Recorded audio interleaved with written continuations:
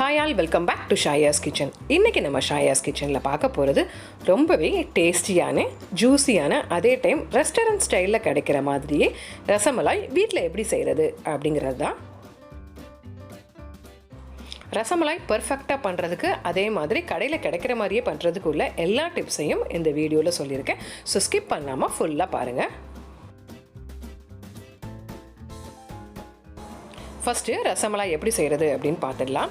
நான் வந்து 1 லிட்டர் அளவுக்கு பால் எடுத்துருக்கிறேன். பால் வந்து இப்போ நம்ம அடுப்பில் வச்சு நம்ம கொதிக்க விட்டுடலாம்.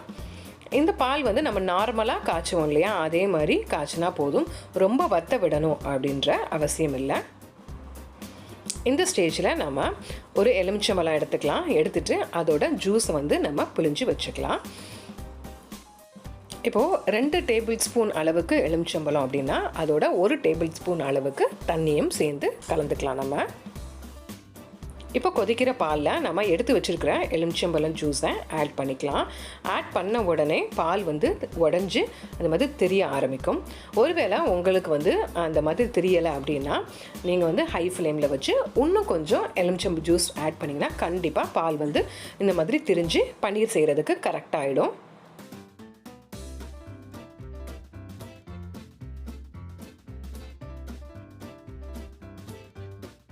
இப்போது நம்ம அந்த ஸ்ட்ரெயினர் வச்சு நல்லா வடிகட்டணும். அப்போ தான் வந்து நமக்கு அந்த தண்ணியெல்லாம் போனதுக்கப்புறம் நல்லா அந்த திக்கான பன்னீர் கிடைக்கும். இது பண்ணுறப்பவே நம்ம ஒரு கோல்டு வாட்டரை வந்து அதுக்கு மேலே விட்டுட்டு நம்ம ஸ்ட்ரெயின் பண்ணணும். அண்ட் இதை வந்து ரொம்ப ஃபாஸ்ட்டாக பண்ணணும். அப்போ தான் வந்து நம்மளோட அந்த ரசமலாய் வந்து நல்ல சாஃப்டாக இருக்கும். இதை ரொம்ப நேரம் நீங்கள் அப்படியே விட்டுட்டீங்க அப்படின்னா ரசமலாய் வந்து ரொம்ப ஹார்டாக அந்த ஜூஸ் எல்லாம் உள்ளுக்க இறங்காது.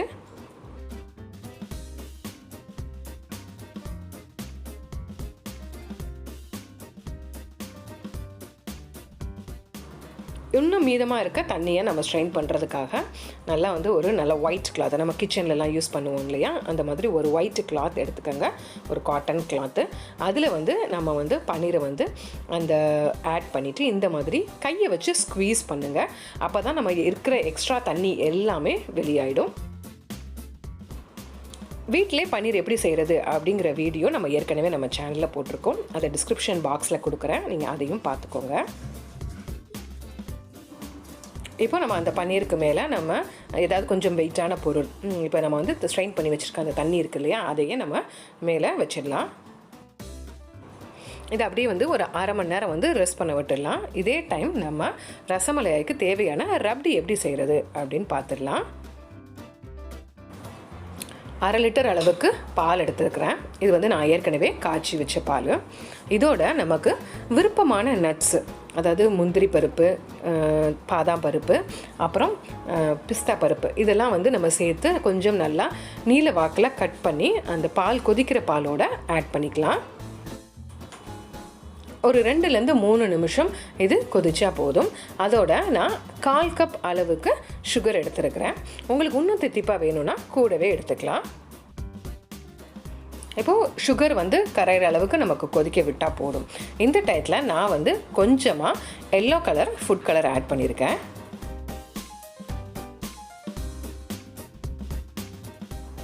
கடையிலலாம் பார்க்குறப்ப ரொம்ப அட்ராக்டிவாக இருக்கும் இல்லையா அந்த எல்லோ கலர், அதுக்கு வந்து கண்டிப்பாக இந்த ஃபுட் கலர் ஆட் பண்ணுவாங்க. ஸோ நானும் ஆட் பண்ணியிருக்கேன். உங்களுக்கு ஒரு வேளை இது விருப்பம் இல்லை அப்படின்னா நீங்கள் இதை ஸ்கிப் பண்ணிடலாம். இப்போ பாருங்கள், சூப்பரான கலர்ஃபுல்லான செம்ம டேஸ்டியான ரப்டி ரெடி ஆயிடுச்சு. இதை அப்படியே நம்ம வச்சுட்டு நம்ம ஏற்கனவே செஞ்சு வச்சுருக்க பன்னீர்லேருந்து ரசமலாய் செய்கிறத பார்க்கலாம். இப்போ நம்ம ஏற்கனவே செஞ்சு வச்சோம் இல்லையா பன்னீர், அதை வந்து நம்ம கிளாத்லேருந்து ரிமூவ் பண்ணி இந்த மாதிரி ஒரு பிளேட்டுக்கு ட்ரான்ஸ்ஃபர் பண்ணி வச்சிடலாம். இப்போது இந்த பன்னீரில் இருக்கிற கொஞ்சம் எக்ஸ்ட்ரா தண்ணியையுமே நம்ம இந்த மாதிரி ஒரு டிஷ்யூ பேப்பர் வச்சு மேலே இந்த மாதிரி அழுத்தி விட்டோம் அப்படின்னா தண்ணி வந்து நல்லா கொஞ்சம் உறிஞ்சிரும். இது ரொம்ப முக்கியமான ஸ்டெப்புங்க. கண்டிப்பாக கடையில் எல்லாமே இதே மாதிரி தான் பண்ணுவாங்க. இப்போ நான் திருப்பி ஒரு பேப்பர் வச்சு பண்ணுறேன் பாருங்கள், கொஞ்சம் எவ்வளோ தண்ணி வந்து ஒட்டிகிட்ருக்கு அப்படின்னு பாருங்கள். இவ்வளோ ஃபுல்லாக அந்த மாய்ஸ்சர் ஃபுல்லாக நம்ம எடுத்த பிறகு தான் நம்மளால் ரசமலாய் ரொம்ப ஈஸியாக பண்ண முடியும். இப்போ நம்ம எடுத்து வச்சுருக்க இந்த பன்னீரோட நம்ம 1 ஸ்பூன் அளவுக்கு கார்ன்ஃப்ளவர் சேர்த்துக்கலாம். சேர்த்துட்டு நல்லா வந்து இந்த மாதிரி நல்லா நீட் பண்ணணும், நல்லா பிசையணும். இது வந்து ரொம்பவே முக்கியமான ஸ்டெப்புங்க. ஒரு 15 நிமிஷத்துக்கு நீங்கள் இந்த மாதிரி பிசைஞ்சாதான் நம்மளோட ரசமலாய் ரொம்பவே சாஃப்டாக இருக்கும்.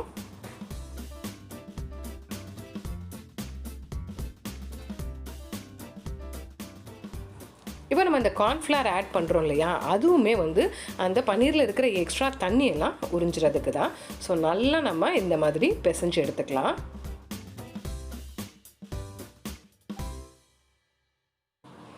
பாருங்கள், நல்லா பிசைஞ்சு ஒரு சாஃப்டான டோ வந்து நமக்கு கிடச்சிச்சு. இந்த மாதிரி சாஃப்டாக இருந்தால் தான் நம்மளோட ரசமலாய் ரப்பர் மாதிரி இல்லாமல் சாஃப்டாக இருக்கும். இந்த கன்சிஸ்டன்சி வந்ததுக்கப்புறம் அந்த சாஃப்டான டோவை அப்படி நம்ம ஒரு 10 நிமிஷத்துக்கு ரெஸ்ட் பண்ண விட்டுருவோம். அந்த நேரத்தில் நம்ம அந்த ஜீரா, அந்த சுகர் சிரப் வந்து நம்ம ரெடி பண்ணிக்குவோம். அடுப்பில் ஒரு பாத்திரம் வச்சுட்டு 1.5 கப் அளவுக்கு சுகர் எடுத்துக்கலாம். இப்போ அதுக்கு நான் 4 கப் அளவுக்கு தண்ணி எடுத்துருக்கிறேன்.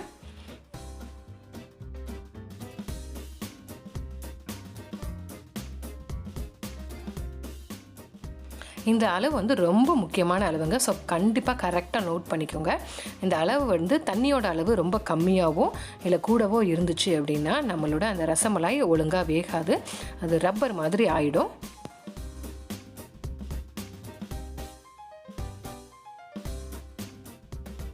அதே நேரம் நம்ம வந்து எடுத்து வச்சுருக்கோம் இல்லையா நம்ம பன்னீர் டோ, அதுலேருந்து கொஞ்சமாக ஒரு பீஸ் எடுத்துகிட்டு நல்லா ரவுண்டாக நம்ம உள்ளங்கையில் வச்சு நல்லா உருட்டிக்கலாம். உருட்டிட்டு நல்லா நடுவில் அழுத்தம் கொடுத்தோம் அப்படின்னா இந்த மாதிரி ரவுண்ட் ஷேப்பில் ரொம்ப அழகாகவே நமக்கு அந்த ரசமலாய் கிடச்சிரும். பாருங்கள், இந்த ஷேப் வந்து நம்ம பண்ணியிருக்கிறது வந்து ரொம்ப ஹைட்டு கூடவாகவும் இருக்கக்கூடாது, ரொம்பவும் தின்னாகவும் இருக்கக்கூடாது. கரெக்டான ஷேப்பில் பண்ணிங்கன்னா தான் அது வந்து நல்லா சாஃப்டாக ஜூஸியாக இருக்கும். ஏற்கனவே கொதிக்க வச்சுருக்கோம் இல்லையா அந்த சுகர் சிரப், அதுக்கு வந்து பாகுக்கு வந்து எந்த பதமும் தேவை கிடையாது. ஜஸ்ட்டு சுகர் கரைஞ்சா போதும். ஒரு 2 நிமிஷத்துலேயே கொதித்த உடனே நம்மளோட ரசமலாயை நம்ம சேர்க்க ஆரம்பிக்கலாம். இதை வந்து எல்லா ரசமலாயும் சேர்த்துட்டு ஒரு மூடி போட்டு 10 நிமிஷம் அளவுக்கு நல்லா சிம்மில் வச்சு வேக விட்டுடுங்க. இப்போ 10 நிமிஷம் ஆயிடுச்சு. நம்ம அந்த மூடியை ஓப்பன் பண்ணிவிட்டு நம்மளோட ரசமலாய் வந்து நம்ம இப்படி திருப்பி டர்ன் பண்ணி போட்டுக்கலாம். போட்டுட்டு திருப்பி மூடி போட்டு ஒரு 5 நிமிஷம் அளவுக்கு நம்ம வேக விட்டுடலாம். ஸோ மொத்தமாக 15 நிமிஷம் அளவுக்கு இந்த ரசமலாய் வேகணும். இப்போ பார்த்தீங்கன்னா இந்த இந்த ரசமலாய் பால்ஸ் எல்லாமே நம்ம முன்னாடி போட்டிருந்த சைஸை விட கொஞ்சம் பெருசாகவே ஆயிருக்கும். ரசமலாய் ரெடி. இப்போ நம்ம அதை ரப்டியில் சேர்க்கணும். பட் அதுக்கு முன்னாடி ரொம்பவே முக்கியமான ஸ்டெப்பு. ஸோ இதை ஸ்கிப் பண்ணாமல் ஃபுல்லாக பாருங்கள். ஒரு பவுலில் நீங்கள் ஐஸ் க்யூப்ஸ் எடுத்துக்கலாம், இல்லைனா நான் வந்து இந்த மாதிரி ஒரு வாட்டர் ஃபில் பண்ணி அப்படி ஃப்ரிட்ஜில் வச்சுட்டேன். அப்படி ஃபுல்லாக வந்து ஐஸ் பவுல் மாதிரியே இருக்குது. இப்போ அதில் வந்து கொஞ்சமாக நம்ம இந்த சுகர் சிரப் இருக்குது இல்லையா, அதை சேர்த்துட்டு அதோட நம்மளுடைய அந்த ரசமலாய் வேக வச்சோம் இல்லையா அதையும் சேர்த்துக்கலாம். நம்ம ஏன் வந்து இந்த ரசமலாயை வந்து இந்த ஐஸ் க்யூப்ஸில் போடுறோம் அப்படின்னா, ரசமலாய் வந்து அந்த சுகர் சிரப் வாட்டரில் ரொம்ப நேரம் சூடாக இருந்துச்சு அப்படின்னா ரப்பராக மாறிடும். அண்ட் அதோட நம்ம ரப்டியில் போட்டோம் அப்படின்னா அது சாஃப்டாகவே இருக்காது. அதனால தான் நம்ம இந்த கூலிங்கான இந்த வாட்டரில் ஒரு 10 நிமிஷம் அளவுக்கு நம்ம சோக் பண்ணி அந்த வாட்டர்லேயே இருந்துச்சு அப்படின்னா ரொம்பவே சூப்பராக இருக்கும். ஒரு 10 மினிட்ஸ் கழித்து நம்ம அந்த கூலிங் வாட்டர்லேருந்து எடுத்துகிட்டு நம்ம வந்து எந்த பவுலில் சர்வ் பண்ண போகிறோமோ இல்லை அப்படின்னா ஸ்டோர் பண்ண போகிறோமோ அந்த பவுலுக்கு அந்த ரசமலாயோட பீசஸ் எல்லாம் எடுத்து ட்ரான்ஸ்ஃபர் பண்ணிக்கலாம்.